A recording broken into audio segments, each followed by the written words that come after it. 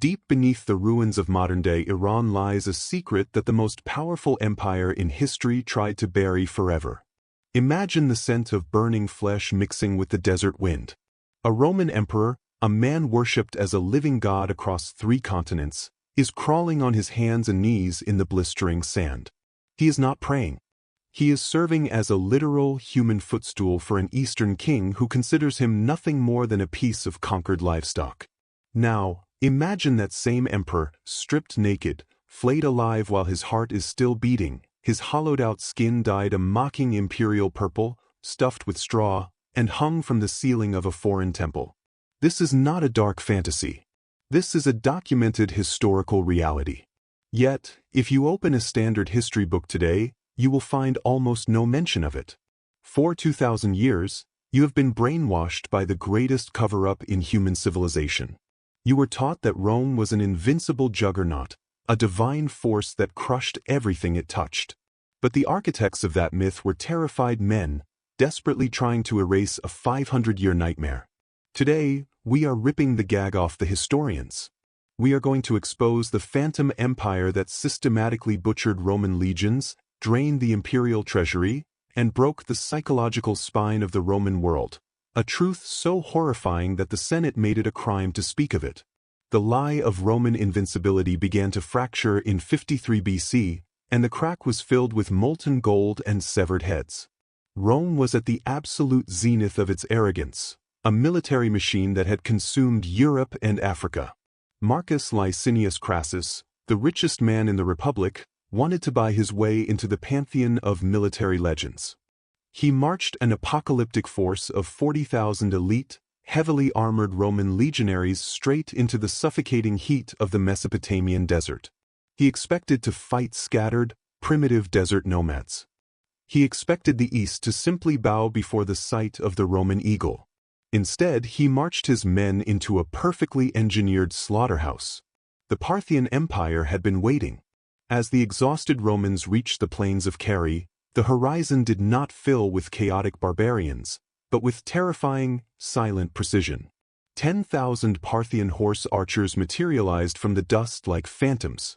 The Romans, trusting their legendary discipline, locked their massive wooden shields into the famous testudo formation, creating what they thought was an impenetrable iron tortoise.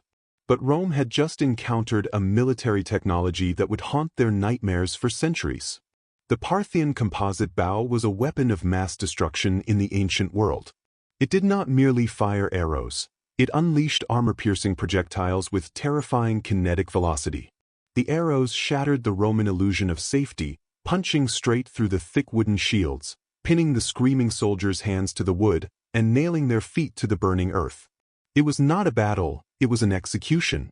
Every time the heavy Roman infantry tried to charge, the Parthians dissolved into the desert, spinning around in their saddles to unleash the deadly Parthian shot right into the faces of the pursuers.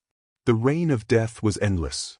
For hours, the desert echoed with the horrific sounds of an elite army being dismantled. Crassus watched his own son ride out in a desperate cavalry charge, only to have the boy's severed head thrown back into the Roman ranks hours later. By sunset, 20,000 Romans were dead, their blood vanishing into the sand, and 10,000 were dragged away into slavery. Crassus himself was taken alive. To mock the insatiable greed that had driven him to this desert grave, his captors poured boiling, molten gold down his throat. The sacred golden eagles were taken as trophies. When the survivors staggered back to Roman territory, the Senate realized they were facing an existential threat. The propaganda machine immediately went to work. The disaster was blamed on bad weather, treacherous guides, and personal incompetence. Rome could not admit that an equal and vastly superior tactical power existed in the East. As centuries passed, the Parthian threat evolved into something infinitely more dangerous: the Sassanid Empire. The Sassanids were the ultimate apex predators of late antiquity, possessing a centralized, fanatical military designed specifically to crush Roman tactics. They unleashed heavy shock cavalry known as cataphracts, men and horses completely encased in shimmering iron scales, wielding massive lances. It was these iron demons that orchestrated the absolute darkest day in Roman history in the year 260 AD. Emperor Valerian, a man worshipped as the living embodiment of Jupiter, marched an army of 70,000 men to crush the Persian king Shapur I. Instead, he walked blindly into a brutal encirclement near Edessa. The Emperor of Rome, the supreme master of the Western world, was captured alive in battle. This was the moment the Roman matrix glitched. A god had been caged. Shapur did not kill Valerian immediately, he kept him as a living pet. Historical accounts, frantically suppressed by later Roman scholars, describe how Shapur used the chained, weeping Roman emperor as a step-stool every single time he wanted to mount his horse. The supreme ruler of Rome had been reduced to a piece of furniture. When Valerian finally succumbed to the horrors of his captivity, his body was flayed, his skin tanned, dyed purple, and hung in a Persian temple as a grotesque warning to future generations.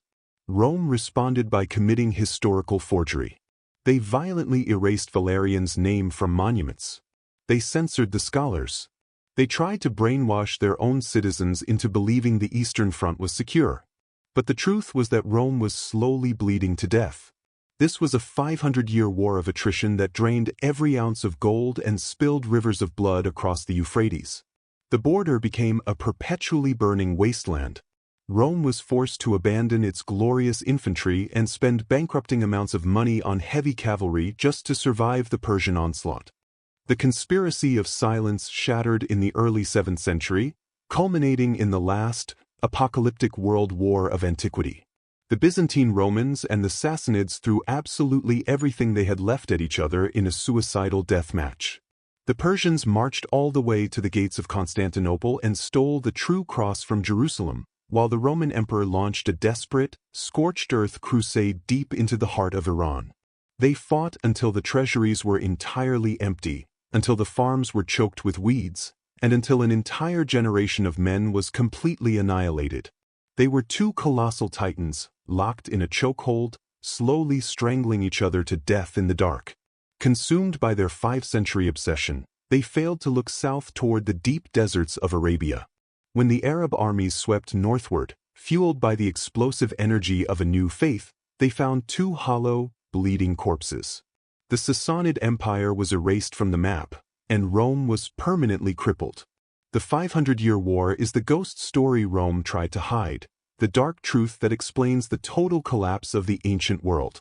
You have lived your entire life believing in the myth of the invincible legion, but now you know the chilling reality. Rome was not the undisputed master of the world. They were just the ones who survived long enough to forge the history books.